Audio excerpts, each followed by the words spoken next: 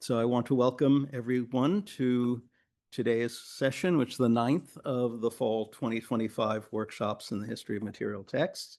As many of you know, I'm Jerry Singerman, one of the current organizers, along with John and with Zachary Lesser, who's the Edward W. Kane Professor of English at Penn.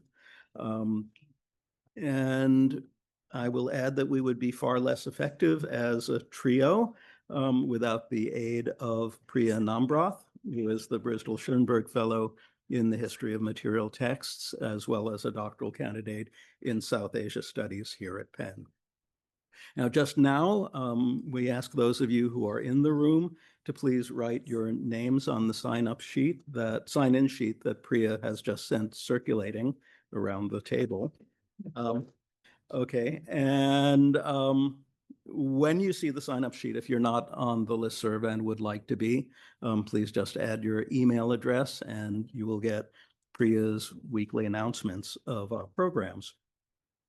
Now, for those of you who are joining remotely, again, please mute yourselves now, but please contact Priya in the chat should you have any continuing problems with the audio or video feeds.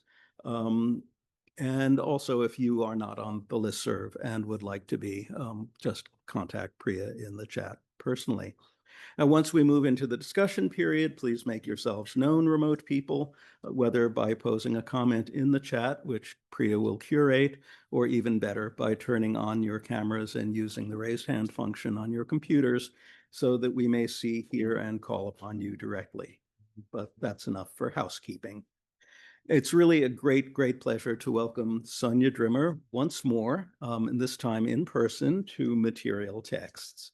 So Sonja presented to this group previously in February 2021 with a memorably fine, though remote COVID era talk on livery badges and coinage in late medieval England. Her association with Material Texts dates back to 2018, however, with the publication of her monograph, The Art of Allusion, Illuminators and the Making of English Literature, 1403 to 1476, which appeared in the Material Texts book series, the sibling to this workshop that I edited at Penn Press in a former life.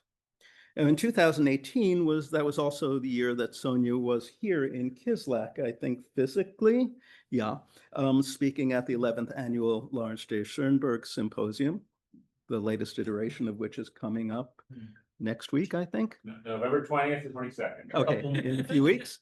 Okay. In antiquity. Okay, at that time, she presented with a paper on when an English manuscript is an Italian book.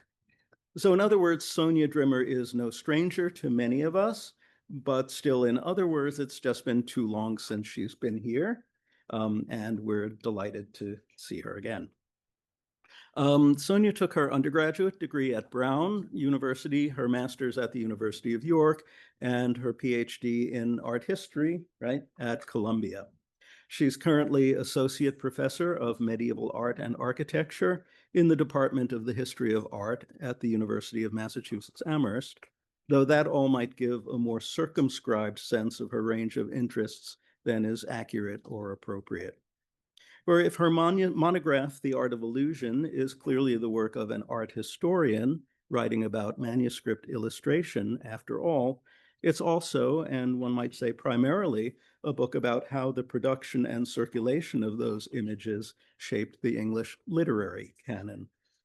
For Drimmer, boundaries, whether they be disciplinary, temporal, or material, boundaries between manuscript and print, between orality and literacy, between roll and codex, are there to be questioned, crossed, perhaps dismantled, all in ways that resonate deeply with what have been the spirit and project of this workshop since its inception by Peter Stallybrass more than 30 years ago. Perhaps nowhere is this more in evidence than in her ongoing and provocative work on pre-modern technologies for the serial impression, reproduction, and replication of texts, that is, on printing before the putative age of print, work that will come together in her current book project, Impressive Politics, Print Before the Press in Late Medieval England.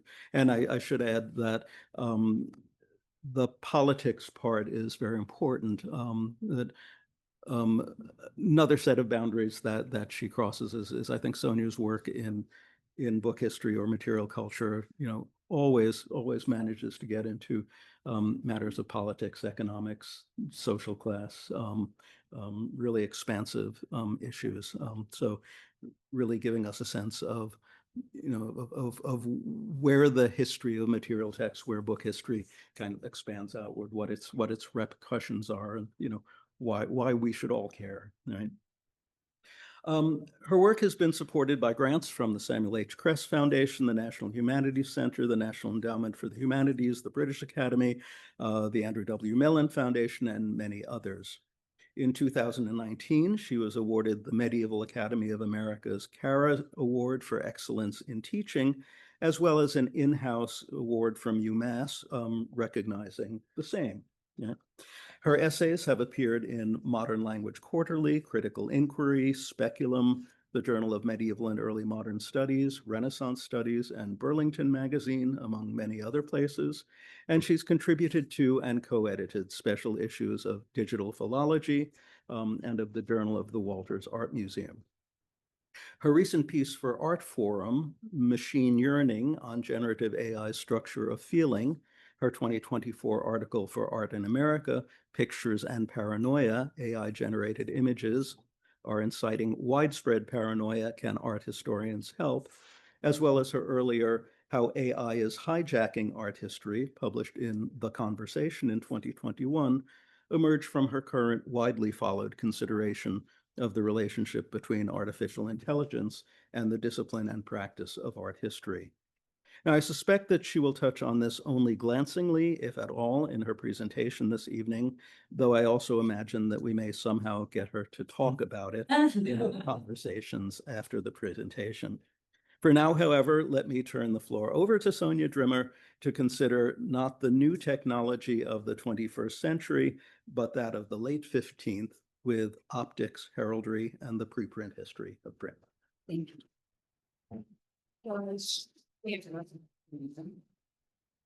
I cannot multitask, so let me do one thing at a time. And I believe we're in slideshow mode. Priya, can you tell me, is that all right? That's all right? We're good, slides. And everyone in TV land can hear me. That was such a beautiful introduction, so considered, so thoughtful. I hope I live up to the nice things you said, Jerry. Yeah, it's lovely to be here. I love Philadelphia. I love so many people here in it. And it's particularly a happy occasion to be here because I believe in the power of manifesting, and I am here to talk to you about a chapter from this book that I hope will live soon. I recently received my reader reports, and this book, one of its earliest sort of my forays into, I don't know, I'm not a cover artist, so someone will do a better job. Was that material text talk that I gave in 2021, which turned into 3 chapters. So I gave a talk for, remotely in the midst of COVID on these 3 things, on coins, on livery badges, and I talked a little bit about seals. And it turns out that was so generative. Thanks to all of you, you gave me 3 chapters of material. So it feels really, really good to be here to talk to you about the 4th chapter of the book. And I'll tell you a little bit about what this book is doing. Jerry already prefaced it a little bit, and then why I'm so grateful for the opportunity to present on this final chapter. So in this book, as Jerry mentioned, I'm considering the impact of print before the alleged revolution set in motion by Gutenberg's press, offering a challenge to arguments about print's role in reshaping European political culture. And chiefly, I'm trying to revise how we think of the category of print, not as a technology bound to movable type or even woodblock printing, but rather as a process of which humans have been capable since basically time immemorial, since we started leaving footprints on the ground, or at least handprints in caves. So I'm shifting our attention then from technology to discourse, really how print is a discourse, focusing on how at certain times and in certain places, print offered a model for thinking about the world.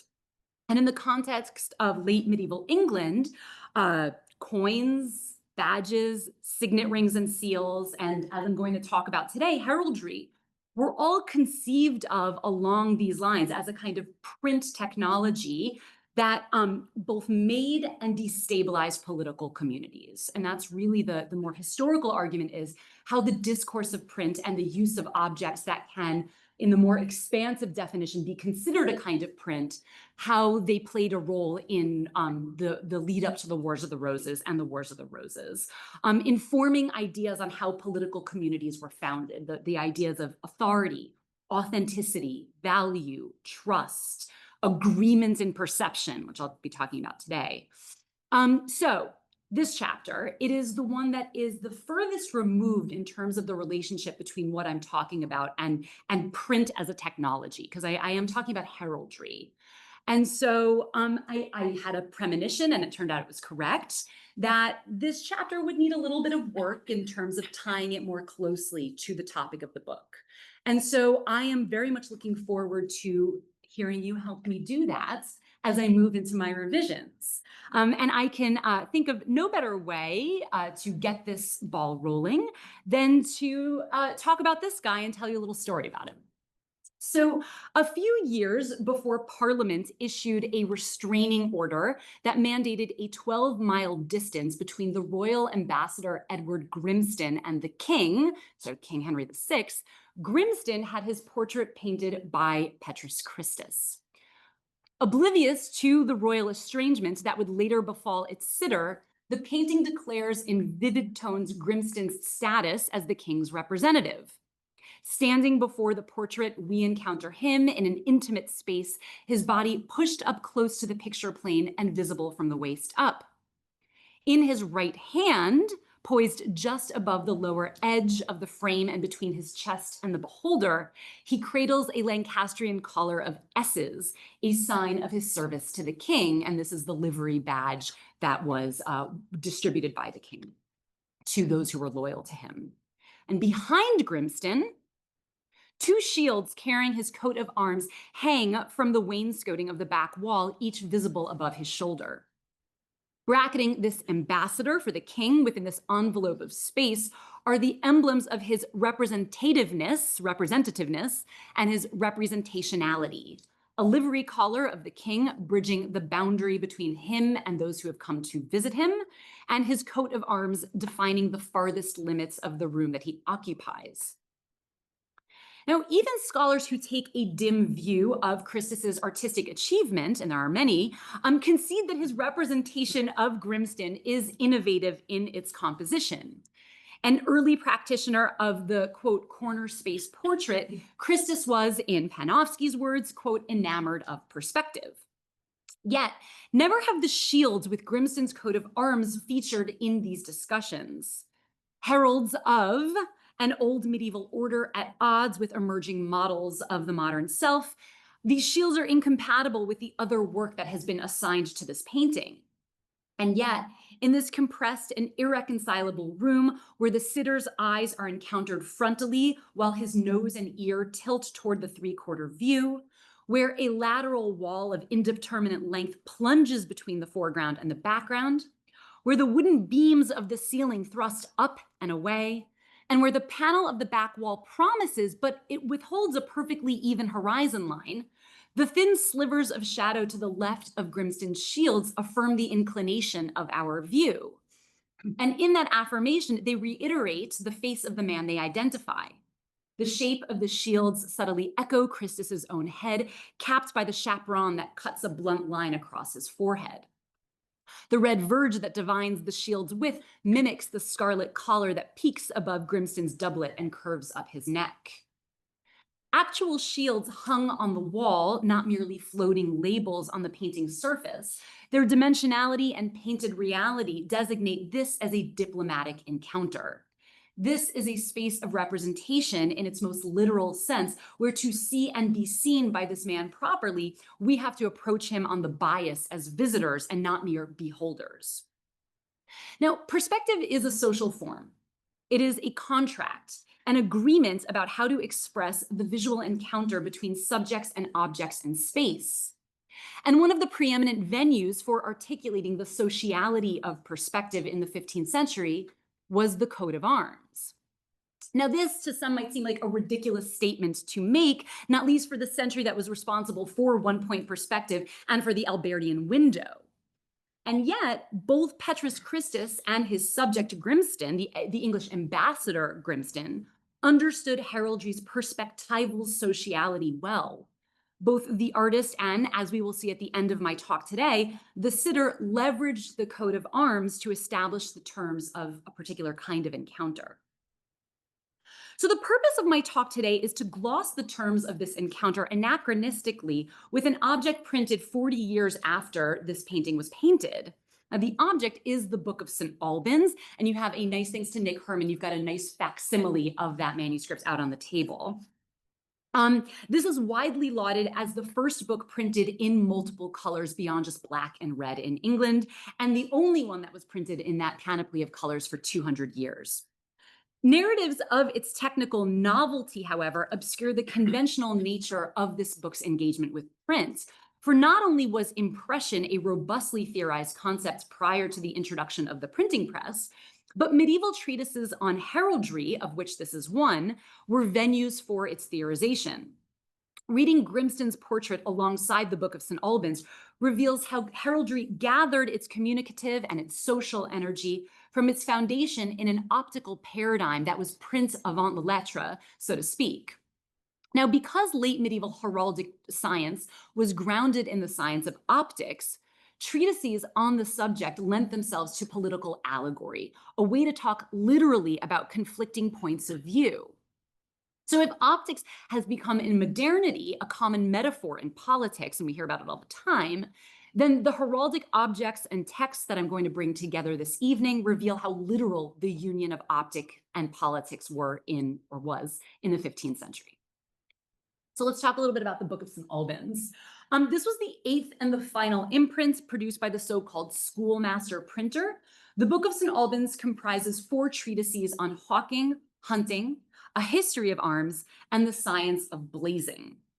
And I should say, before I go on to talk about this book and its contents, I will not be discussing in huge detail today how this book was made. And I'm happy to talk about that in the Q&A. And I feel like I kind of want to because I schlepped around and looked at 10 of the surviving 15 copies. Felt like that was enough. My funding ran out, but also that was enough.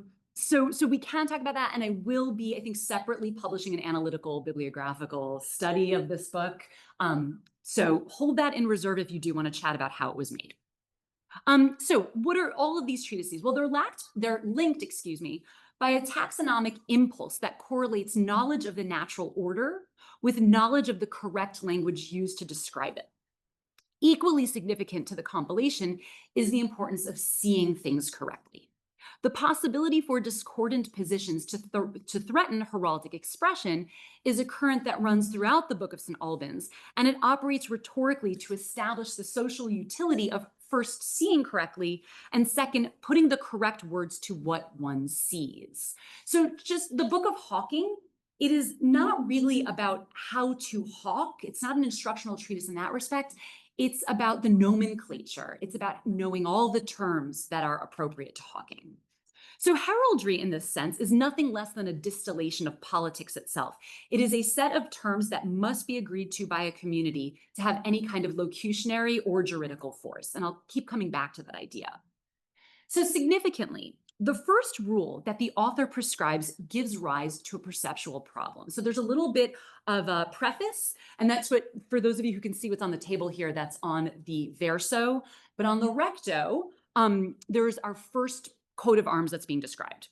And the author writes, we don't know who the author is, "They err who say that St. George bears the field of gules," which is red, "who bears the field of gules with 4 quarters of silver, of whom the reason is I do not approve. I do not approve this reasoning," right? So if you can just look at this right now and kind of screw up your eyeballs a bit, he's saying you could technically see this as having a red background with 4 then quarters of 4 figures in the foreground of silver.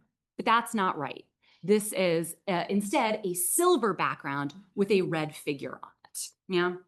Now, in other words, while it's possible to perceive this that way, a red ground on which are 4 quadrants of silver, in fact, it can only be seen as a field of silver on which is a red cross. Now, in a graphic system that comprises the juxtaposition of unmodulated blocks of color, how does one distinguish the field from the charge? And for the art historians in the room, how do you distinguish the figure from the ground if there's no modeling, there's no shadow? So the author of this treatise is asking us here to consider figure-ground relations in a scenario where each part has an equal claim to being either, but only one is correct. And this is the opposite of the duck-rabbit illusion. It is either a duck or it is a rabbit. It cannot be both. Or the vase, right? It's either a vase or it's 2 profiles. Can't be both. So figure-ground relations are all about an agreement in perception, and this agreement is based on convention, not nature. Now, like most of this text, the blazing author's words are a verbatim translation of Nicholas Upton's De Studio Militari, composed the very same year that Petrus Christus painted Edward Grimston, so 1446. But while the words themselves describe the same field and charge, and I'm juxtaposing a manuscript of Upton with the blazing, the Book of St Albans, while the words themselves describe the same field and charge, the demonstrative images to the right of each in manuscripts of Upton and copies of the Book of St Albans differ. Like other treatises and armorials in manuscript, the frame enclosing this coat of arms in Upton is black, defining the shape of an imagined support, but otherwise not intended to be seen, certainly not accounted for in the vocabulary of blazoning, right? You just don't talk about what the frame is. Now, the same holds for the frame of the shield in the Book of St Albans, except that purely for reasons of pragmatics of printing, any coat of arms with a silver field in the book, where the bare parchment stands in for silver, is bounded by the color of its charge, because you ink the block with red. So a greater demand is made on the viewer here to know what to see and what to unsee. Where all shields are bounded in black, the convention is sufficiently regular to be overlooked. But in this color edition, the frames around a shield vary in color depending upon the color used for printing the woodblock. And so purely a byproduct of logistics, these moments in the book force the reader to become aware of seeing and not seeing as effortful acts. And it's for this reason that the printed version of this treatise serves as such a useful gloss to conversations about heraldry in preceding centuries.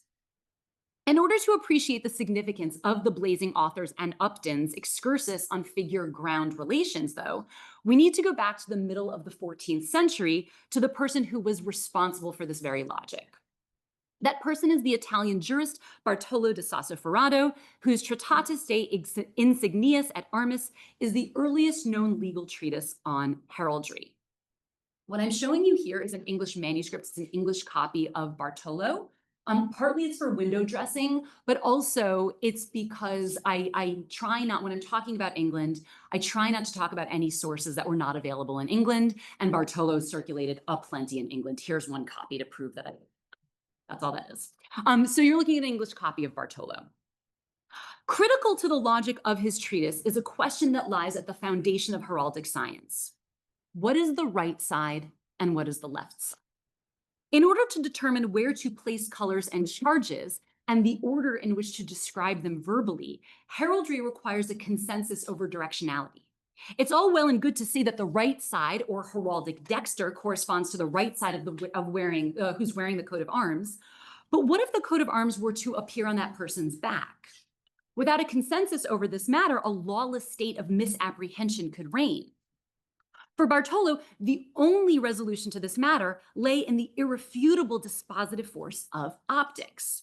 So he attempts to answer the question, what is the heraldic dexter when a coat of arms is worn on someone's back, by relating the results of a disputation with some Jews while I was learning Hebrew, as you do. According to Bartolo, these Jews alleged that Latin writing is irrational because it begins on the left and concludes on the right, whereas the opposite holds true for Hebrew. To this, Bartolo responds that rationality corresponds to the ends of an action and not the means. Hence, Latin is the more rational. Now, while the comparison to writing may seem irrelevant to the display of a coat of arms, its prosecutorial necessity is made evident in the next phase of Bartolo's argument. This is a bit of a long quote, but it's a good one. Writing is made to be read. To be read is to be seen by the eyes, and therefore reading is performed through sight. To see is a passive operation, as the philosophers say. The image of scripture, as perceived by our eyes, acts on them so that the eyes become the recipients of an action, which is evident also because they can be injured by reading, as all people in this room know. In order that writing might affect our eyes, this action must begin on the right side of writing, because that side is the source of motion and action. He's getting all of this from Aristotle. But the right side of writing that faces us from our perspective, the left side, just as if a person turns his face in my direction, the right side is on the left from my perspective. And so it appears that we in our writing operate more rationally, since we consider the end, namely that writing may begin from the right side, while according to Jewish custom, it begins on the left side. Bartolo's mode of argumentation allows him to set up a dialectic, affirming that at one and the same time, Latin writing both begins on the right side from the perspective of the writing itself and concludes on the right side from the perspective of the person writing. So that's having your cake and eating it too. Now, it is precisely by recourse to the intromissive theory of optics that Bartolo can reconcile his seemingly contradictory positions on heraldic dexter and sinister. So again, another bit of window dressing, but I actually can use my cursor here. I don't need to use my laser pointer. So this is just Roger Bacon, responsible for, well, not the source for these theories, but of course popularizing them in Western Latin Europe. And here's a well-known diagram that shows the chambers of the mind and how the sights that you see pass through and then stamp themselves on the brain. We've seen this one a million times. According to this model, which Bartolo may have encountered in the works of Roger Bacon or any of the other scholastics who disseminated perspectivist theory, any seen object, in this case writing, emits species, variously translated as likeness, impression, simulacrum, that act upon a passive eye. Therefore, he concludes, when depicted on a person's back, quote, the part of the coat of arms which is the foremost and nobler part should be placed towards the left side of the person bearing them. The reason of that is that coats of arms should be arranged so that anyone looking at them might see them correctly. Therefore, the face of the coat of arms will be on the correct side from the perspective of a person's back. So both the requirements of heraldic precedence and optics are satisfied by this response, which would seem to settle the matter. And I think it's worth noting here that heraldic treatises commonly tackle matters of sight, as in this copy here. So this is a well-known, this is the Sloan tract. And at the beginning, like so many armorials and blazing treatises, it has a key to the colors that it's using. And then later on in the same manuscripts, we see an optical treatise, a perspectival one. And this one is how to measure heights by using a mirror. And what you see in the circle there is a mirror that helps you measure heights. So nevertheless, though, it would seem to settle the matter for Bartolo, but he adds more. Imagine that a man has his head on backwards. Without doubt, the side which was the left will be the right from the perspective of the person's back. This can be better exemplified in the engraving of a seal. The engraver indeed begins writing in the same manner as the Jews, moving from right to left, in order that the impression on the wax conforms to the Christian manner of writing. And this is an excellent example that can be employed when debating with the So that the question is staged as a dispute with Jews is not merely a gratuitous interjection of supersessionist polemics, although it is certainly that as well. In addition, this confrontation between discordant views reminds the reader of the social nature of perspective. For Bartolo, there are those whose systems of representation accord with the laws of optics and nature, and there are those whose systems of representation don't. Bartolo's prescriptions for heraldic display may not require such extensive rationalization, but this rationalization's grounding in perspectivist theory informed a new manner of thinking about heraldry's relational presence in real space as an active and social and not simply denotative system of communication. So perhaps understanding that heraldry is fundamentally about perception can answer a conundrum that attends its evidentiary use in legal cases of objects ornamented with coats of arms. And I will add, so the section that I'm about to read here, the next few paragraphs, this is new stuff that I've been working since I received my reader reports. So hopefully we'll be able to talk about them as well. We'll see how convincing what I'm about to say is. So Julian Luxford has written a refreshingly candid effort to comprehend the dispositive value of such objects that were marshaled as evidence into the court of chivalry. Candid because, as an art historian, Julian Luxford might be expected to argue that the material and the formal properties of these objects made a difference to their weight as evidence when determining a legal opinion about who gets to own a certain coat of arms. And yet, he notes throughout that time and again, cases are decided through pedigree evidence and political leverage, which existed independently of any heraldic tomb, banner, or vestment. Like, why are you bringing these objects into a court case? He asks why the court made demands on what looks from a distance like epiphenomenal impotent evidence. So a partial answer to this question can be found in the example he cites of the famous legal case of Scroop v. Grosvenor, brought before the court of chivalry in 1386, known well to Chaucerians because Chaucer was a witness in this dispute. So the dispute was simple, and I'm just showing you a modern edition of it and the coat of arms that was in dispute here. The dispute was simple. Two men, Sir Richard Scroop and Sir Robert Grosvenor, learned while on campaign in Scotland that they both bore the same coat of arms, azure, a bend or, so blue field with a gold stripe running down diagonally. Now, spoiler, the case was decided for Scroop, in case you were on tenterhooks. It was decided for the Scroop family, and the Grosvenor family has borne such a grudge against the Scroop family that this copy of the Boke of St Albans from 1595, which was owned by a member of the Grosvenor family, interjects sort of gratuitously in this coat of arms that Scroop bears azure a bend or, and that's not even azure a bend or over there. It's just a shield with a diagonal line. And that grudge continues to this day because the modern art historian Bendor Grosvenor bears the charge Bend or as his first name.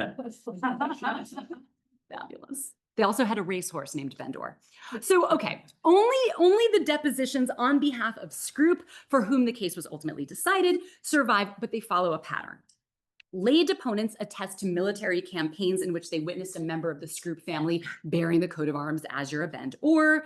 They also say, I had a great-great-grandfather who told me that they knew the Scroop great-great-grandfather and that they have been a noble family bearing this coat of arms since William the Conqueror. And then clergy deponents attest that they've seen church monuments, ornaments, and furnishings bearing the said arms, and likewise vow that local knowledge handed down from their predecessors affirmed the relation to the Scroop family. Now, as I said, famously, Chaucer stood witness for the Scroop family, offering testimony that is entirely different from this pattern, and it's the only testimony that doesn't follow this pattern. And he says this, that he attests that one time he was on Friday Street in London while he was on the street, he saw a new sign made with the same arms, azure a bend or, suspended from a building. And he asked what in that was, which was hung up with said arms, whether it was a Scroop. And someone responded that those arms hanging there are not the arms of Scroop, but rather the arms that are painted on that sign and hanging there are those of a man from the county of Chester, whose name is Sir Robert Grosvenor. Please excuse my typo there. So Chaucer's unusual testimony is really valuable precisely because it makes explicit the tacit assumption on which all conventional testimonies were based, namely that arms possessed by different men disturb the common knowledge of a viewing community, right? Because he wasn't saying, oh, whose arms are those? He said, what inn is that has the arms of Scroop, right? Now, yes, there might be legal ramifications were it to be learned that one family festooned the glass in a church in, say, Devon, with the same arms of a family that festooned the glass in a church in Lancashire with those arms. But local knowledge and tradition would secure those properties in their proper histories of ownership, and that is precisely what the Scroop depositions attest. At issue in this dispute, then, was less the right to bear a particular coat of arms than the right to have this coat of arms seen by an expanding viewing community. As Bartolo da Sassoferrato remarks in his treatise, it's actually entirely acceptable for two men to claim the same coat of arms, so long as they have the reasonable expectation that they might not be seen by the same people. Ultimately, the stakes of the case are unchanged by this understanding. But it matters for historical analysis that the case itself arose because what were once two separate viewing communities started to collide into one another in London. So lacking Chaucer's unusual testimony, we might imagine the dispute as one emerging from the vain complaints of two peacocking men rankled to discover that they've worn the same outfit to war. But Chaucer's moment of confusion in the middle of London revealed that the ambits of Scrope and Grosvenor began to bleed out beyond their wonted spheres. So this is my point here. These viewing communities colliding, and not the imminence of some exclusive and quasi-magical right to the heraldic possession was the real problem here. And that's why it's a political problem. So this returns me to my assertion regarding heraldic thinking as print thinking. Because heraldry is a form of identification that can only function by means of an agreed upon social code, metaphors from optics and seals were recruited to rationalize it for two reasons. First, to naturalize heraldry according to the accepted explanation of how people see. And second, to root it in the most established mechanism of legal agreement of its day, the seal. Understanding the importance of these explanatory metaphors reveals that the social function of heraldry was not just to identify, to designate ownership, or even to deputize a person's real presence, say the heraldry on a tomb in a church. It was also to establish, on the basis of print paradigms, a community based on shared perception. Another way to put this is that the entire system of heraldry was a system of meta-perception, that is, a system of seeing that is about seeing. And that's why it's so important that books like Upton and then the Blazing of Arms is really about establishing the correct vocabulary for what you see. So that brings us back to the Book of St Albans. While the perceptual conundrums of dexter sinister and figure ground in coats of arms allegorize dissent, it's about how people are seeing differently, discussions of shadows gestures to the biological foundations of heraldry as property. In the section devoted to the shadowed arms, or umbratted arms, the treatise correlates ideas about reproduction and inheritance with heraldic display, giving an etiology of armorial form grounded in both optics and print thinking. So the author explains, and men say that such people who bear these shadowed arms had their progenitor bearing the same, not shadowed, but whole. But the possessions and the patrimonies descended to other men. Then the descendants or kinsmen, living in good hope and trusting to have the possessions of their ancestors, bear their arms in a shadow form. And it is better to bear those arms shadowed than wholly to leave their progenitors' arms behind, right? So you just bear a shadow of them, hoping that you're going to get your patrimony back one day and your arms will be made whole.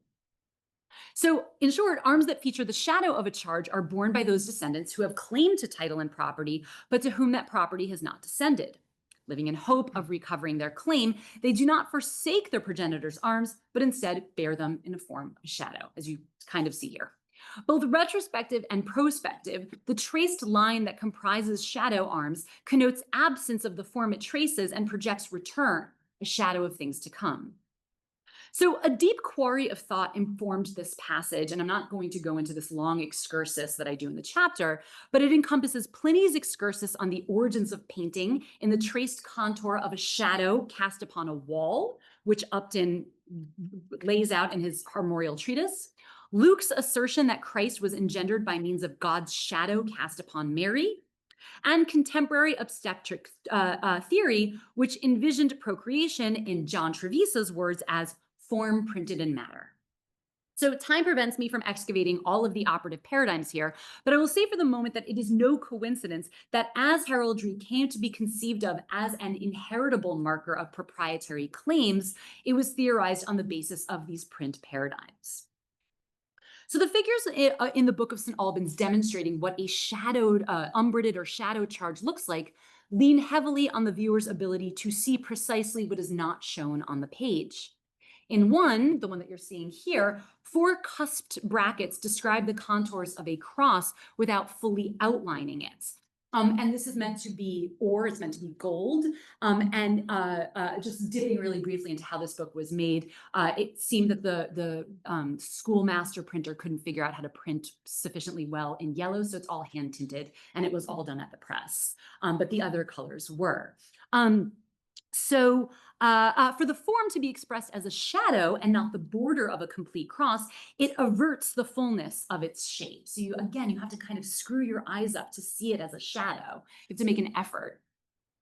In the other shield on the same page, the full shape of the cross does appear, and it is left to the viewer to understand that what we are seeing, the outline of a cross, is not a cross, but rather a trace of a cross left behind. So mimesis resides not in circumscription, not in the drawn line that describes resemblance, but rather in the very shadow itself, which is an impression of the father, the original. Importantly, the viewer has to be aware of this convention and participate in perceiving it, as opposed to simply four disjointed braces or an empty outline with the red field behind it.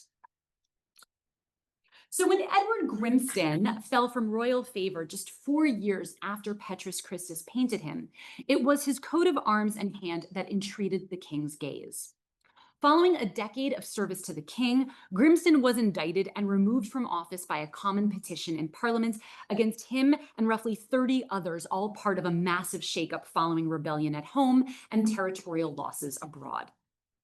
But this petition did not only demand that these individuals be dismissed from service, it also, as I said at the beginning, it placed a restraining order on these individuals upon pain of, this was 12 miles distance that they had to keep from the king, upon pain of forfeiting their patrimony.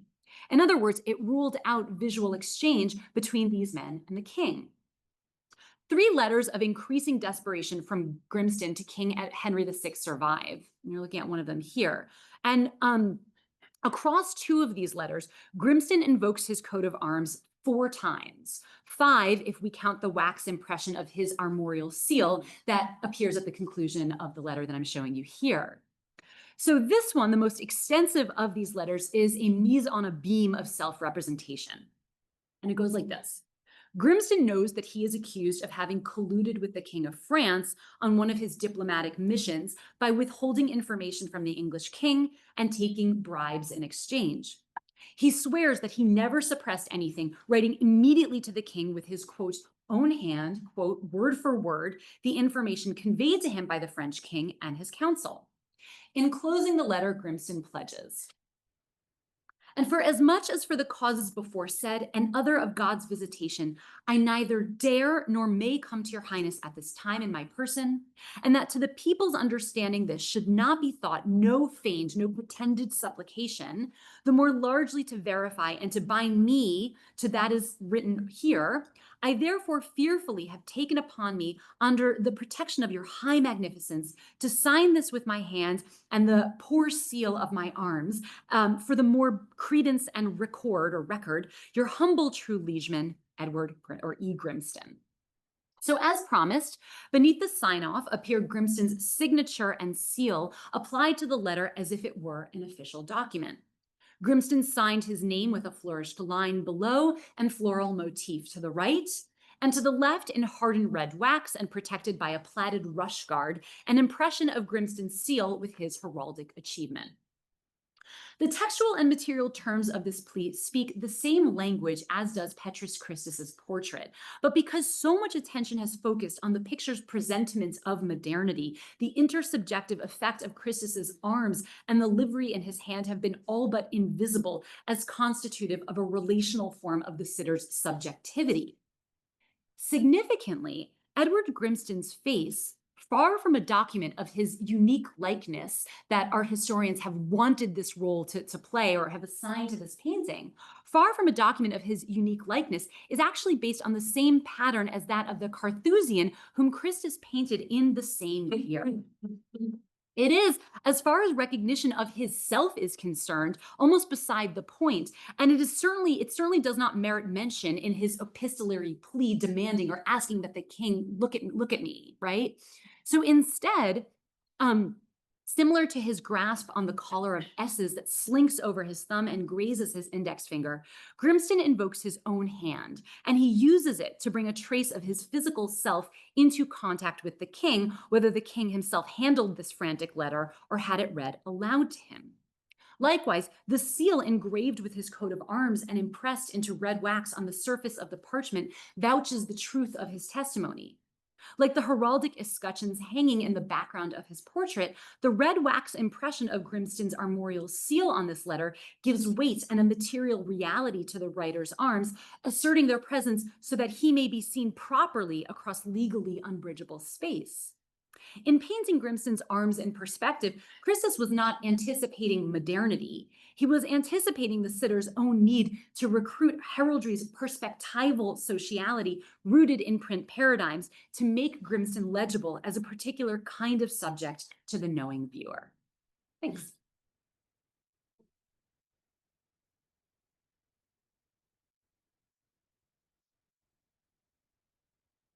Thank you so much, Sonja. Thank you.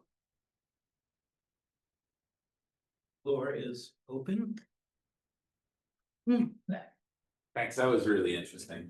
When you put the manuscript and the printed version side by side of that initial. Do you want me to go back to it? Yeah, I thought that was very interesting because essentially the woodcut, technology, as you show, requires that the border be the same color.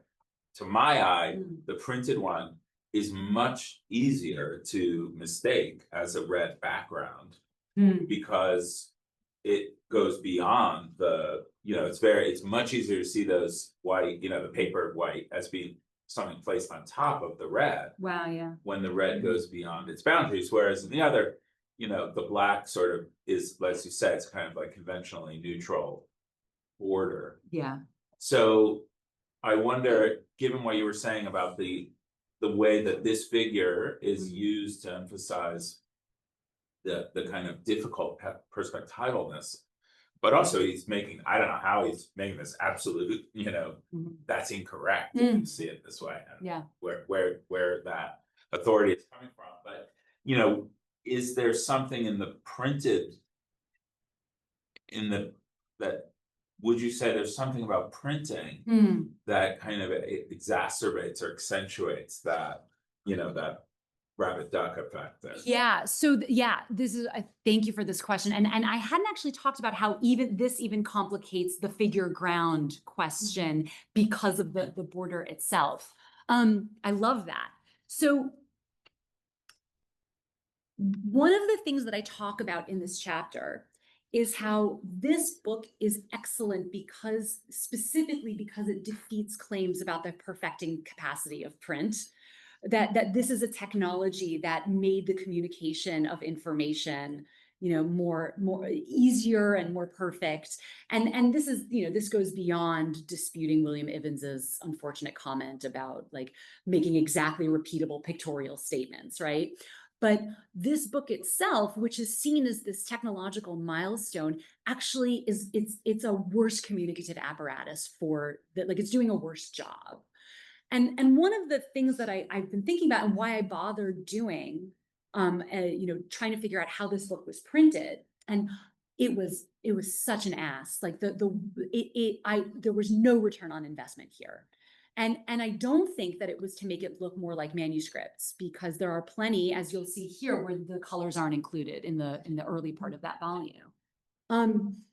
In part, I think it's because, and I'm trying to find the right way to say this, it's because I think the addition of color was more about witness, about attestation to having seen correctly, having seen something that in heraldry is effectively notional. Right? You don't actually need, like, look at the seal.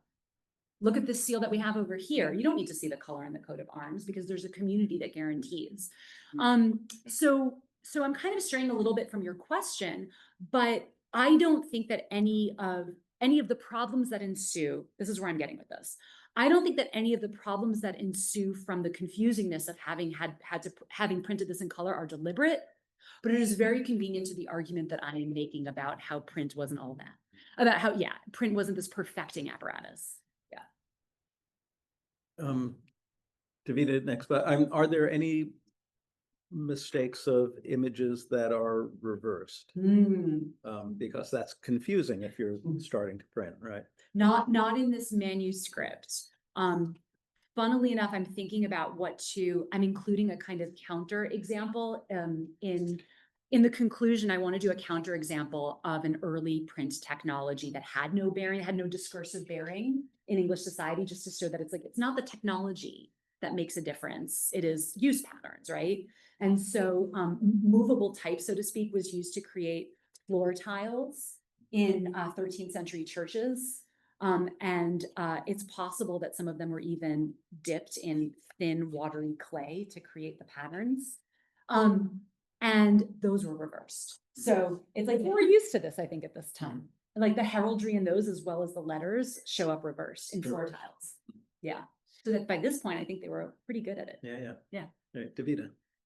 Thank you so much. Very interesting talk. So I was taken by your comments on Bartolota Sasferato's discussion of disputing with Jews and rationality of right to left versus left to right. So I have two things about it. One is he talks about somebody wearing a coat, and he talks about the seal, and you use the term print paradigm for this. Does he talk about flags? Oh, pennons and banners. Yes. There's Okay. a whole section on that and which way you should see it from. And if the wind blows, so much of this treatise is about different, and I do talk about this in the chapter. Okay. It's not about, again, and maybe you can give me better language for this. It's not really about the imminence of heraldry. It is about the conditions in which we see them and how we see them correctly. And he's real concerned about a flapping flag in the wind. Okay. So I want to go back to the discussion about right to left and left to right. So, because the discussion of shields and coats and seals and all of those material objects made me think about in the Hebrew Bible, the high priest's breastplate, which has three rows of 4 stones in it, and the 4 stones and the 12 stones each correspond to one of the 12 sons of Jacob, the 12 tribes. Yeah. And it says in the Torah, so I can give you the verses, chapters and verses later, but they go in the birth order. Okay, so are they going in the birth order from right to left, or are they going in the birth order from left to right? So apparently this was taken up in the Talmud. I'm sure it was. Pages of this stuff in Mishnah Rabbah, and they say that it goes from right to left in the same order as the Hebrew. The Hebrew is written from right to left. So the oldest son, and it spells this out apparently that Reuven, who's the oldest son, is on the far right of the breastplate. But is it right from the perspective? Is it right on Aaron's body, or is it right from right? Is it stage right, or is it? Is it Dexter or Sinister? I don't know. So it's really interesting, and maybe I should bring this question up again tomorrow night when we talk about illumination in medieval Hebrew Bibles. If they're showing the breastplate about which way it's going. Oh, that's so interesting. I'm wondering, it might be a little bit of a long road, but so the preceding chapter, let me start that again. The Boke of St Albans is nearly a verbatim English translation of book 4 of Nicholas Upton's De Studio Military. He doesn't translate book 3, but book 3 is about various stones. And I'm wondering if maybe they're like the colors of stone. So it does specify the 12 stones. I need to go back to Upton and see if he actually cross-references this with the Hebrew Bible or with the Old Testament. For the tribes, apparently the color of the stones are also etched with their names. And so the colors of the stones become the colors of that tribe, Right. and so there's more association with that, but. And I wonder whether he links it up. So he talks about the origins with the Trojan, the origins of heraldry with the Trojans. And that's in the same chapter as the stones, but it's all about heredity and lineage. So there could be something in there. That's now I have to go back to Upton. Yes. Thank you, Sonja. This is fantastic. And actually, your last comment sort of really led into my question, which is about like remembered histories of heraldry versus the actual development of it. And I guess sort of thinking about your larger argument about how these texts are thinking through how communities are formed and come to a consensus and function politically. There are also texts that are being written about what heraldry is a century after it's already in practice. And so by the time we get to the 15th century, what is the sort of understanding of where heraldry comes from and what its origins are, and how did we get to a point where we can agree that this is how it functions? Because that would seem interesting in sort of thinking about like what it means for those readers at that time. So the Book of St Albans doesn't do this, but the other treatises either trace it to the Bible or they trace it to the Trojans. So there are these two sort of lineages themselves of thought about the origins of heraldry. So that's one answer, just as to like where they're like how they're tracing it back. What's interesting about it in this period in England, beginning in the 14th century, is that greater numbers of people are assuming heraldry, and it's not a problem. There was a kind of 19th century argument that the upper classes took umbrage at this, and there's really no evidence. And others, this isn't me, so others have written about how this was not problematic. It was kind of assumed that you could arrogate it to yourself. There wasn't any sort of licensing authority. Bartolo talks about that. But what became of greater interest was exactly what you're asking me about here, was actually lending a kind of theoretical apparatus to it. So we're all going to assume it, but we now need to come up with some kind of rules for how it's going to be seen by us. So I don't know if I'm exactly answering your question, except to say that almost reiterate what you're saying, that people were using it, and then the language to decide how we're all going to come to an agreement about how to describe it came afterwards, which may not be so surprising, but yeah, I was surprised. When does the College of Arms come into? But there was a guild of heralds and people in charge of all this. Not until the 16th The century. 16th century. Okay. Karen Schiff? Whitney was had her hand. Pardon? Whitney had her hand up in the Oh. back. Okay, well, Karen and then Whitney? Okay. I also wanted to talk about where you ended, Yeah. which had to do with comparing the emblem on the letter to the heralds in the painting. Yeah. And that they're both performing a similar function of making this person's status manifest in various dimensions. And so I wanted to ask about the material dimensions of the image. In part because in the image you were showing, there are two of them. I know. And so I'm interested in what you think about the second one, which is more muted and less material looking. And also because the one that's brighter and more material looking has an area of shine on it, which is echoed on the face of the person. Because of the light in where I took the photograph. No. Okay, so there is also, well, If you could look at the image. Can we see that again? Yeah. Oh yeah, absolutely. Sorry, I've stopped sharing. And I know the sheen that you're talking about, and it's not that. Well, this is great. I just need to decide which one I'm opening here. Sorry, everyone. Give me just a moment to decide what to share. Okay, so if we go back, and I'll just go just there we are. Yeah. So, I see what you're saying, from the window. Are you talking about this? Yeah, but that's, Right, so the face has Sort of that awesome. area just above one of the eyes that's brighter. And it's similar to how on the opposite side, the herald or the scutcheon has a shiny area on the right instead of on the left. Yeah. But also the echoing of the two escutcheons, I mean, it's the continuation of the stars into the mouth is Oh. an interesting, Right here. like, yeah.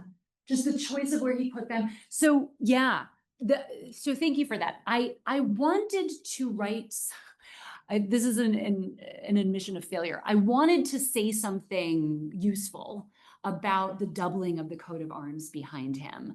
And so I had drafted some things and I just didn't think that I had it. I didn't think that I had anything smart to say.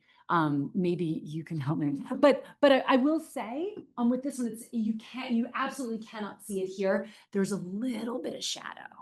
So it's nice that you can see a little sliver. It's pretty unequivocal, but it is there. So it has dimensionality. So where am I going with this? So yeah, I don't know, the doubling of the shields in the background. I think I got caught up in riffing on the fact that it is replicated itself here and seemed like a clever direction, but I couldn't make it work. So I don't know. It's an admission of failure. I don't know, but I do think you're right. I think that it's worth pursuing more and I need to think about it more. we meant to assume that there's a lot of them. Yeah. Quite possibly. Because also the light, it does seem like light on the window, but that can't be right unless there's another one. We're meant to assume there's a second window, right? Because it wouldn't cast. It's all funkier than it Yeah. should seem. The ones in the back, yeah. Because you would have, I mean, I feel like sure that I've seen in great halls. Well, so this isn't, so another thing that I finally found a reference for, it's a little bit later, but there's a great record for a provisioner of lodging escutcheons for someone who goes traveling. So that, and then this makes this even more a place of his diplomacy, of his representativeness. He's representing the king. And again, this was painted for him while he was on diplomatic mission abroad. So, it's, yeah. I find it, I don't want to subscribe too much. I don't want to be like, this was him on August 2nd when he went to visit, when when Christus came to him in his room. But I do think it is meant to represent a room where he is like a temporary lodger. They're lodging escutcheons. But the escutcheons are identical. If there are more, one would assume they're identical. So they are representations of him rather than of his family. Exactly. Of his lineage. Yeah. Okay. Whitney? Thanks so much. This was interesting. I wanted to ask you if you could say a little more about like print paradigm and print thinking in the context of not just this, but maybe the bigger project. Yeah. Because I'm really intrigued by this way that you're giving us of thinking about communities of seeing and kind of grounded in different optic practices. But I suspect it comes from field difference, which is why I'm asking you to say a little bit more on it. But I think about print, I don't think about a smooth kind of like frictionless, reproduction of images at all. I mean, when I teach it, we look at the Mind Psalter and like that as an early example of actually the immense amount of friction that like print of like transmitting images, or even like when John brings out the Nuremberg Chronicle, we talk about this like big book that's kind of a failure because it can't reproduce the images at the scale that it wants to, so copying itself. So, but I think that might be because I'm coming from the text world, friction in terms of copying and text. So I'm just curious, like what you mean by print paradigm. Yeah. And what it is that you're kind of arguing against specifically. Yeah, no, thank you for that question. I mean, I think I'm speaking to a bunch of books that I think, or speaking with into a bunch of books that I think have had a big influence in the last 30, 40 years in art history, although hopefully, more broadly, and specifically like Christopher Wood's forgery replica fiction, which is very explicit in subscribing to a paradigm of rupture, because once you can exactly repeat another image as an image, you are creating the conditions for art. because you are now saying, you are putting a vitrine around an image and saying, I am bringing this to you, not as itself, but as a transmitter of something else that has a different origin from this. But this seems to suggest that sort of way of thinking seems to suggest that it is the technology of print that is having this kind of rupturous impact. Whereas what we find in a variety of different places and different periods is that, of course, print existed, and there's no reason why we need to try like a Trinitarian paradigm where it has to be image, surface, and ink, right? And how that, a paradigm or whatever you want to call it, provided a way of thinking about other matters. So in this particular period, we find, so in my chapter on money, that the print on the surface of coins becomes this flashpoint for conflict. It becomes a way of talking about the impotence of the king, that he is so weak and emasculated that he cannot retain the print of his image on the coin. And this is all happening while there's a bullion shortage, and they're futzing with the coins to be able to produce more coinage, because there's a bullion shortage. So that's just the money chapter. And so throughout, I'm describing how print is used. Literally, it's objects are referred to as print to cast doubt upon different kinds of communities. So livery badges are distributed to create allegiances, and yet if you and yet there's imagery in both poetry and in chronicles about the impression being made by those objects and having a fleeting impact. So that's how I'm thinking about this more in a discursive way. That it's not the impact of the technology itself, though the objects themselves matter, but it is the use patterns and the way that they're talked about.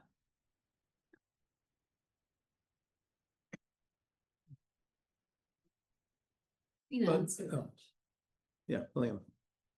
It's sort of along those lines. I mean, when you showed the portrait of the Confucian and the Grimston portrait, worked on one another. How do we explain that?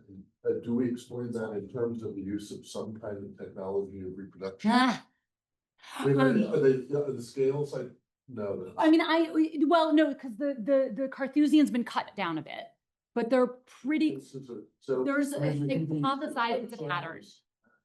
Yeah. So there's really good work done in, I think it was the Met that did this, and they looked at the underdrawing, and it's the use of the same pattern for both of them. So they did some spectroscopy, some. Yeah. So do you have anything to do with that? I mean, do you have anything, not in terms of the project, but do you have anything intellectually that you can work with in terms of that use of that? On the use of the pattern. No, I didn't do anything with that, because this was just kind of a final flourish in the chapter, just to kind of butt up against these heroic and triumphalizing narratives about our emergence into the physiognomic likeness, some belting, and then and so that's clearly not operative here, because, well, at least one of them. It's not a perfect likeness of I think along those lines, just to echo the earlier comment about the escutcheons, I'm interested, you mentioned this later, I guess archival reference to a provisioner of, what was it, wainscoting escutcheon? What was it called? Escutcheon. Oh, lodging scutcheons. Lodging escutcheon. I mean, and I'm not thinking also of Petrus Christus, who I think was in Bruges, right? He wouldn't have gone to, so maybe he doesn't have the sitter in front of him, which is also an interesting sort of. He paid him some money and said, paint you with the S's and my. Right. But what are the escutcheons made of, right? Or what are we to imagine? It looks like wood. And the stars, are the stars little repoussé or kind of punched things, like little star things that you affix? I mean, I'm just thinking not that this maybe bears relation to sort of existing actual escutcheons that a provisioner in England had, but Petrus Christus, student of Van Eyck invents these objects that have these sort of purported production histories that that's the whole meditation on what these described objects are. They're not photographic replicas, they're objects that have their own kind of internal production history. And I feel that Petrus Christus is sort of, I mean, what's the red shadow? Is that wax? Are they stuck on the wall, on the wainscoting? Oh, you mean, or do you mean, wait, now What? we're getting into what we're perceiving here. Are you asking about the medium of the painting or what you think it's depicting? No, what it's depicting, what? Oh, I think it's depicting wooden shields. Like look that at the have little stars, like that you showed a detail of. Yeah, I'll have to go back. So everyone, you're gonna get dizzy. And how do you attach your logic discussions to the? Well, You move in and you gotta attach them to the wall, like. Yeah. We're getting there. Wax. No, I don't think, no, it's not. I mean, you can also see here. Hanging on a Are hook. there hooks on the wall? It's like- Yeah, Presumably, if this is like a big business, you need nails ready to Yeah. go. Those look like. But what are the stars? I mean, they look like they have a bit of dimensionality. To me, they look like little metallic. And you know, there are such things that are, there, you know, little bosses that are affixed to a, maybe that's a bit of fabric or something on the wooden, gilded wooden convex. fab. I'm just thinking like, I mean, there's a kind of. No, get back to, say more about the fabric thing. What do you think might be this is important. What do you think might be fabric? Yeah, just because I look at a lot of detailed painting for an unrelated project, you know. So there is, okay, it's hard to tell from the photograph, but that band, which should be azure, I mean, it should be blue star. No, sable, it's black. It's black, but there's just a brush stroke of white on the top left along that edge that makes me think that it's a little bit, you know, it's affixed to the very shiny, I mean, it'll be very shiny wooden escutcheon, not like a metal, like a tin sort of thing. It could be the light catching a crack in the paint. Yeah. A crack in the painting, what you're seeing is a white line. Pretty reflective though. I mean, but I mean, okay, so then is it a painted band on this escutcheon? I'm just, Well, you know. Actually getting to the essence of my question, because it's looking pretty material. That Sure, Yeah. sure. much like the seal that you were talking about in the letter. Hmm. And then to have it echo visually some aspect of the face, which Right. makes the face look material suddenly. Mhm. Yeah, Also, that ray of light can't be illuminating both of them at the same time because the window is behind the person. Mhm. Yeah, it's a very weird room. The room is really weirdly constructed. There could be another window, but Yeah, it's basically just creating more dimensionality. yeah. And it's a dimensionality that does not strictly abide by 1 point perspective. But I spent too much time with this not too much. I spent a lot of time with this painting in the National Gallery, and I tried to put myself in the position of seeing it correctly. And the best I could do with how it seems to me to kind of address itself to me was, as I said, from on a bias, like coming at it from the side as if I've walked into a room. But you are by no means, I think, I mean, yeah, there's the expectation you'll stand in front of it and you'll look at it. But I think it's meant to set you up on an encounter that is not entirely frontal with this painting. So it establishes, I don't know, more of a congenial, the encounter itself becomes more naturalistic than the painting itself, if that makes sense. Yeah. Which side? From his right. I know. I will also say, this is the weird thing about working on this project, is that I actually have, I have problems with mirrors and mirror images. I can't figure, like, never works for me. I know, this is the wrong project for me to be Yeah. working on. Yeah, I was confused about the whole discussion about the shield of the shield on your front versus the shield on your back, Yep. which if you're looking at somebody's front and you're looking somebody's back, you're going to be seeing you're seeing the shield in the right way. The problem is if you imagine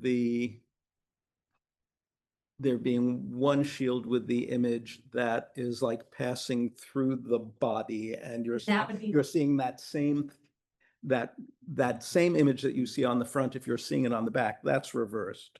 And that As became if it's, yes, so that's reversed. That's assuming that there is The front. only one coat of arms and it's somehow imminent through the body. But if you think of the coat of arms as something that can be reproduced, there is no problem reproducing it on your front or reproducing it on your back. They won't match up if you lay them on top of one another, is the problem. But they will be each individually is correct. And this is the complicated thing about it is how it relates to the body that it is conveying. Because on the one hand, God, let me get this right. When you're seen frontally, the right corresponds to my right because it is representing my body. This is heraldic dexter, which looks left to you. But if you were to put it on my back, it would be wrong because this part, which represents heraldic dexter, would then be on my right side. It would correspond to my body, but it would be wrong to you. And this is why he has to have this recourse to writing. You have to see it through from the perspective of the writing and from the perspective of the person reading it. I know. So, okay, so it really, I mean, that conundrum, that theorization is looking at the heraldic shield insignia as if it's inseparable from the human body and as if there is only one, right? Your printed book is based on the multiplication of these shields and the separation of the images from the body. Right. Please comment.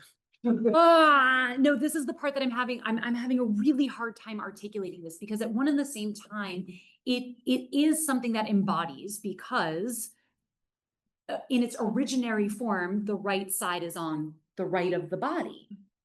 But once you turn it around, it then corresponds to the left side of my body. And so this is the problem. This is why everything about heraldic communication has to be about standing firm on the rules that we've established. It's less about agreeing. It's less based in an agreement about like an inherent body than it is. We have a question. Yeah. Than it is about us just agreeing on this code. I mean, this makes me wonder, was there any desire to have one that could look the same either direction like the one here? I mean, were people trying to develop ones for themselves? Right, this Is doesn't that- happen, because there's no slack. No. This one. No, so it's so interesting. So all of the kind of stuff that really labors over the complexities of heraldic communication are limited to the treatises themselves. There's no indication whatsoever that anyone applied symbolism to the colors. No one cared. Because if your family has a gold coat of arms that looks yellow in a manuscript because you're not using gold, yellow is considered a really ignoble color. Nobody was like, oh, your family's crappy. So this is all at the level of theory and discourse, and in practice, you have the coat of arms you have. Yeah. And symmetry certainly disappears with, dynastic marriage. Exactly. Yeah. And that's why I think this is really an issue of politics, because on the ground, people just have the coat of arms they have.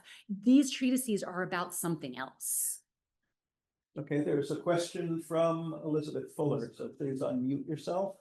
Hello, in TV land. Yeah. Hello.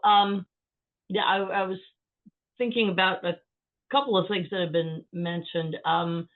Someone said something about the arms being about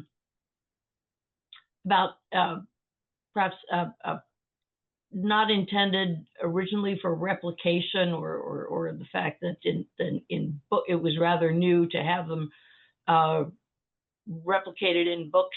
I sort of lost track of the exact statement on that. But I was thinking of their use from almost the beginning on seals. Of course, they were that was the point of the seal, to stand in for you in multiples wherever it was needed.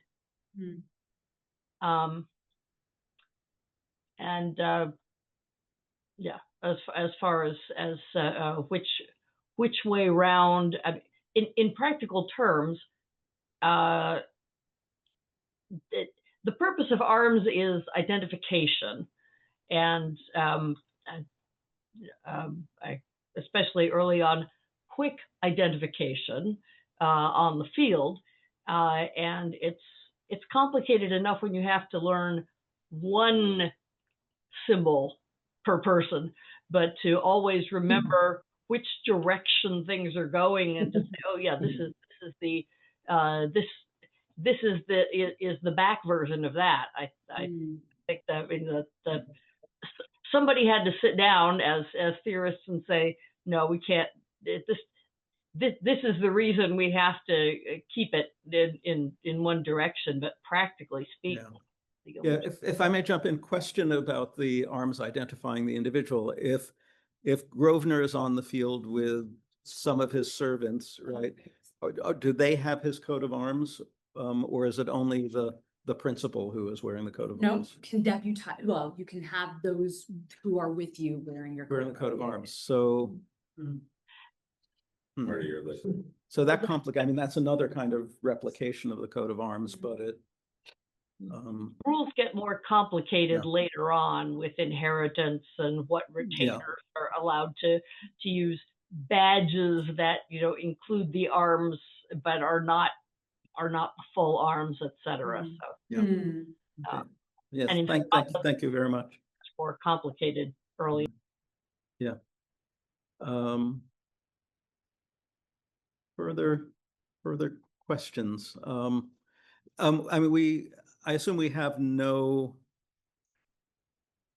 sense of the reception of the book, and no articulation of anxiety about printing. Well, Heraldry? we do, to a degree, we do have knowledge of the kind of reception of the book, because Wynkyn de Worde went on to print an edition, copied it, but without printing it it's only in red and black. So it was seen as very desirable to have this book made, and he went on and he produced more copies. So to the extent that if you're copying something and then reproducing it, that tells us about its reception. Yeah. I think if I'm answering, is that? Yeah. And I mean, it's presumably not, if Wynkyn de Worde is printing, it's not like a fancy book for an elite audience. No. Yeah. No. It's like Lifestyles of the Rich and Famous. Yeah, I mean, I think it's about getting back to, I think we can learn a lot about what it's for from the other treatises in the book. And I think it was about wanting to have the language that signifies that you're part of a particular community. So you know what this is called. You may not go out hawking, you may not go out hunting, because again, this isn't telling you how to do those things. And if you need to be told how to do those things without having your own hawking or hunting master tutoring you, then you're not going to learn it from this book. I'm not going to learn how to rollerblade from a book. So no, I think it was about wanting to have the language to be able to sound like you could participate, and so that you could participate in these conversations. Yeah. And the color actually becomes a learning aid, but if the language is describing the colors more precisely than the color printing is representing. So is that? Well, in that, I think, I mean, first of all, like the aristocrats themselves don't care about this back, first they have people to deal with that for them. So then it's like hawking. They're not reading a book about hawking. No. But also this will come around ultimately to the question of like why this guy in St. Albans is trying to print this book in color. But as I understand it, later when the College of Heralds is happening, like the official designation of what the coat of arms is language, right, and not image, right? Because the language is more. The problem with color is the problem with color. Like one person sees exactly one color, and one person sees another color. So the technical language is the coat of arms. You don't need right? the Right, colors. you don't need the They're colors. totally inessential. And Use the when word for the color, but not. it's the word, It's the right? word. You It's need- like sable. you need- exactly. That's the coat of arms, and Yeah. because any one depiction of that, of course, will depend on the mixing. And you're seeing them in seals so much and in armorial brasses that it's about knowing No, what color yes. belongs to which people. Yeah. Mhm. And later print, like at least by the around 1600, you print a book of heraldry, you print it in black, you print it just in black. Or you trick And it. then you might want to hand paint it if it's a fancy copy, but Right. you describe the Right. coat for the ordinary copies, you don't need the color. Right. So that gets back to the question of like, why is this guy doing this? That's And what I thought too. is it, Like this is one that was hand print 1595. right, Yeah. and that one's, you know, for like for the Grosvenors, you know, maybe they painted it in there for whatever reason, right? But many copies will have nothing Yeah. hand colored, many copies will have a few hand colored, right? Mhm. But, and then the description will tell you what it is, it doesn't matter that it's hand colored. So why is he doing it? Is it a kind of just like, is it more about him as a printer than about the heraldry? Like it's a kind of technical demonstration of what he can do? And an advertisement for people to come, we don't even know who he is, so I'm assuming he's not in business that long. He's not in business that long. I mean, it's a very, very weird press, right? So all the first ones are Latin and it's grammar. They're things that you would need for school. And then he goes on, assuming it's the same printer, some people have written that maybe it was a second one who moved into the press, and there's a Chronicle of England, which is also innovative. It uses some woodcut diagrams, so it's innovative in that respect. And then this one. And I think that the idea to print in color came in the middle of printing because there's an experimental sheet that was done with blue paraffs earlier in the book. And in every copy that I looked at, and you can check the BMC for this, the final booklet where the blazing treatise appears, it's on different paper and it's better paper. It's from Genoa and it's smoother. You can barely see the chain lines. So I think while he was, and also I won't get too far into it, but anyway, so to get back to your question, why bother doing this in color? Because the return on investment was going to be nil. The amount of time it took to do this and the fact that they had to hand tint. There's even a sheet with green that combines the yellow. I had the people in Manchester do an analysis of this for me, that combines the hand tinting for yellow with the blue that they use to print. And part of what I'm getting at towards the end, and I need to get better at this, is I think it has something to do with the power of color as witness. So there's an incident in which John Fastolf is trying to claim some property, and he sends out one of his guys to go around the country seeing whether this family could claim ownership of this property that he wants. And he has someone go and research all the coats of arms. And there's one letter where the guy writes back and he says, yep, I went out to the property, I checked out this tomb with the coat of arms, and I hired a painter to come with me and paint the coat of arms. It's like 3 diagonal stripes of red, yellow, and white for silver. So why do you need to hide? He literally paid, he expensed it. He said, I paid this guy to come with me. And is it about using color to attest to the rectitude of one's site as a professional authority on coats of arms? That's that I think is what's happening here. But I certainly don't think it was a financial gambit. I think you print one sheet of this, and he passed red and blue at the same time through the press. He inked them locally because they shift. So you see them shifting in tandem. So imagine printing. So he uses frisket masks, and he has someone color the blue and the red locally. But if he's using, so he knows how to use friskets, so he could easily have printed a black border to, I mean, in other words, the woodcut, you pass it with the black, and then you put a new frisket on, and you only get the red in the interior. So like that, it's almost like he's printing red and black there. He's choosing to print only once the red. Yeah, he doesn't want to maybe run the woodcut twice, but it's already there. And I assume he's masking it Mhm. with the black, but he could run it black and then run over it with that. I mean, yeah, this is also, yeah, So you suggest kind of experiment. throughout the whole thing. Experimenting how you might do this. I think there's one sheet, the one that I used in the advertisement that you sent out. I think that two of them were hand stamped. Same color. Yeah. So it's got hand tinting, it's got printing in multiple colors, it's got masking, and I think there's at least one sheet where he's doing a thing with stamps. It's hard to suggest like, let's test out all these different ideas I have for how we might bring color and see which one is easiest. Yeah. Yeah. Well, thank you for Thank you, everyone.